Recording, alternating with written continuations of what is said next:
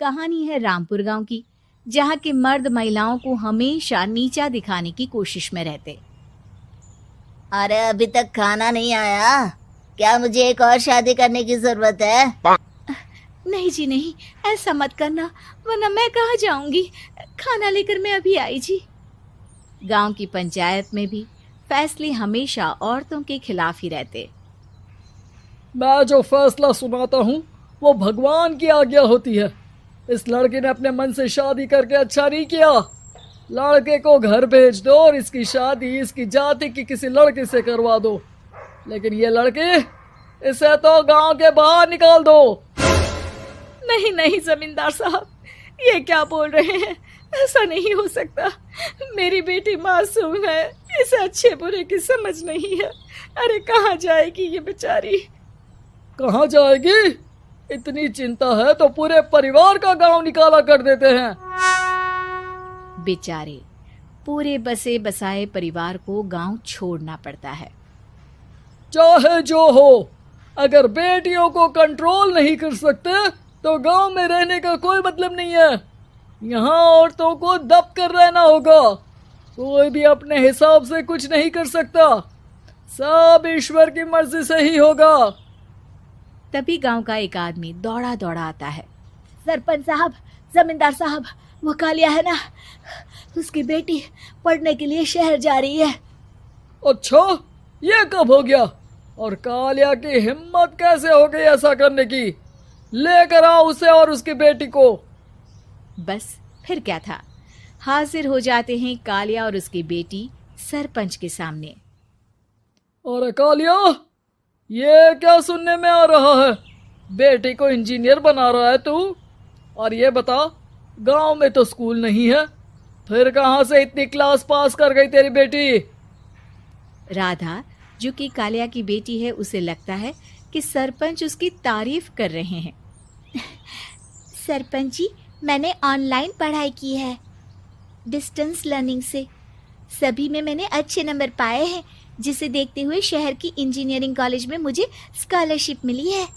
वाह जी वाह, क्या होती है ये? पहले तो ये बताओ, फिर आगे की बात करते हैं। पूरा गांव राधा की बात सुन रहा था और राधा बोलती जा रही थी।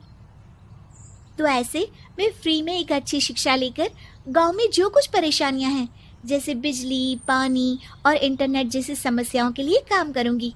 मैं गांव को शहर से जोड़ने के लिए पुल का निर्माण करवाने का प्रस्ताव रखूंगी। मुझे पूरी उम्मीद है कि जल्द ही हमारा गांव भी तरक्की की राह पर चल पड़ेगा। राधा की बात सुनकर सारे गांव वाले ताली बजाने लगते हैं। सरपंच को समझ नहीं आता कि वो क्या करे।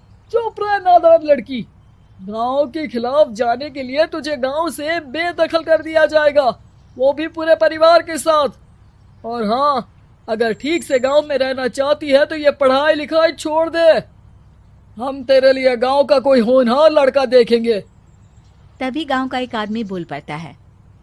अरे नहीं नहीं सरपंच जी, राधा बिटिया जो बता रही है, अगर वैसा हो जाए तो हम लोगों को पैसा कमाने के लिए बाहर नहीं जाना पड़ेगा। हाँ जी, और ना ही कोसों दूर पानी के लिए भटकना पड़ेगा। हमारे बच्चे भी अच्छी पढ़ाई कर सकेंगे और आगे बढ़ेंगे, ना कि हमारी तरह खेती करते बैठेंगे। क्यों गांव वालों, राधा बिटिया का साथ देना चाहिए ना। सरपंच देखता है कि गांव राधा के साथ है तो वो चुप हो जाता है। वो घर आकर अपने सलाहकार से बात करता है, जो बहुत ही चालाक किस्म का इंसान होता है।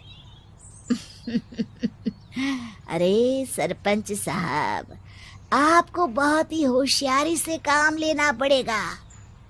एक बार गांव तरक्की कर गया, यहाँ के बालक पढ़ लिए तो कोई ना पूछेगा आपको। और फिर ये जो बेटा और बेटी है ना आपके, इनको भी आम लोगों की तरह ही जीवन जीना होगा। हाँ, लेकिन करे तो क्या करे? वो ना आप मुझ पर छोड़ दीजिए, बस मैं जैसा बोलूं करते जाइए। अगले रोज सुबह जब गांव वाले सोकर उठते हैं तो राधा के घर के बाहर और साथ ही वो लोग जिन्होंने राधा का सपोर्ट किया था, उनके घर के आगे लाल रंग से कल आऊंगी लिखा होता है। कल आऊंगी, यह क्या होता है? अरे यह तो खून से लिखा है, लगता है कोई भूत प्रेत या चुड़ैल का साया है। चलो सरपंच जी के पास चलते हैं। सभी सरपंच के पास जाकर उसे सारी बात बताते हैं। अरे ये तो बड़ी मुश्किल की बात है।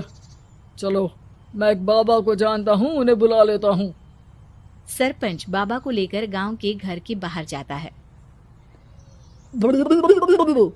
ओहो, तो ये वो चुड़ैल है जो उन लोगों को निशाना बनाते हैं जो गांव को बदलने का सपना देखते हैं। वो गांव को ऐसे ही संपन्न देखना चाहती है, वो नहीं चाहती कि कोई बाहरी यहाँ का कायाकल्प करे। क्या तुम लोगों में से किसी ने गांव को बदलने की सोच रखी है? तभी राधा की माँ रोते रोते आती है। मेरी राधा घर से गायब हो गई है। अरे कोई तो बचाओ, मेरी बच्ची कहाँ गई?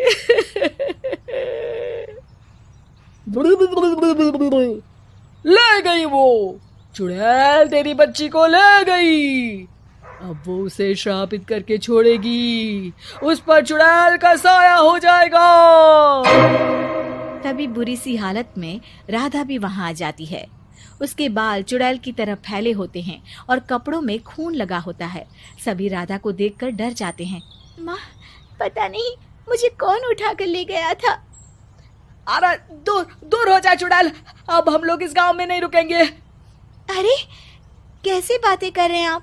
कल तो आप मेरे भरोसे गांव का हुलिया बदलने, अपने बच्चों को पढ़ाने और तरक्की उन्नति की बात कर रहे थे, तो आज क्या हो गया आपको? ये फिर तुम लोगों को बहकाएगी। ये चुड़ैल गांव में आ चुकी है, ऐसे ही ये तुम्हारे घर के बच्चों को भी ले जाएगी। गांव वाले राधा को गांव से बाहर निकाल देते हैं। उसके माँ बाप रोते रहते हैं, लेकिन गांव वाले नहीं मानते। मैं भी अपनी बहन के साथ गांव के बाहर रहूंगा, लेकिन वो पढ़ाई नहीं छोड़ेगी। वहीं सरपंच के घर पर सलाहकार कहता है। देखा, सांप भी मर गया और लाठी भी नहीं टूटी। लेकिन अगले ही दिन सरपंच के घर के बाहर भी वही शब्द लिखे होते हैं। और फिर सरपंच की बीवी कहती है, हमारी बेटी को किसी ने अगवा कर लिया है। तभी राधा का भाई वहां आ जाता है। अरे गांव वालों, मैंने सरपंच जी की बेटी को देखा था। वो चुड़ैल उसे उठाकर ले जा रही थी। अरे क्या मजाक कर रहे हो? नहीं नहीं सरपंच जी, आप नहीं जानते। वो चुड़ैल अब आपकी बेटी में आ जाएगी, जैसे राधा के अंदर आ गई थी। तभी सरपंच की बेटी वैसी ही हालत में वहां आती है जैसे राधा आई थी। पापा, पता नहीं कैसे मैं गायब हो गई थी। चुड़ैल, इसके अंदर भी चुड़ैल का साया है, मारो इसे। अरे नहीं नहीं, इसे भी राधा के पास गांव के बाहर ही भेज दो। अरे चुप रहो, मेरी बेटी कहीं नहीं जाएगी और चुड़ैल वुड़ैल कुछ नहीं होता है। अरे कैसे बात कर रहे हो सरपंच जी? आप तो बोल रहे थे कि आपका फैसला भगवान का ज्ञान होता है, तो अपने पर बात आई तो अब आप ऐसे बोल रहे हैं। अरे ना ना ना, आपको अपनी बेटी को त्यागना ही होगा। अरे बुलाओ बाबा को। राधा का भाई बाबा को ले आता है, जिसे अब गांव वालों के डर के कारण सच बोलना पड़ता है। मैं कोई बाबा नहीं हूँ, मैं तो मोची था। ये सलाहकार महोदय ने मुझे कहा था एक्टिंग करने को। अब वो मुझे पैसे देने वाले हैं। अब मुझे माफ कर दो। गलती हो गई, मुझे माफ कर दो। तभी वहां राधा आ जाती है। देखा सरपंच जी, जब गांव के बच्चे साक्षर होंगे तो आप जैसे लोगों की चालाकी नहीं चलेगी।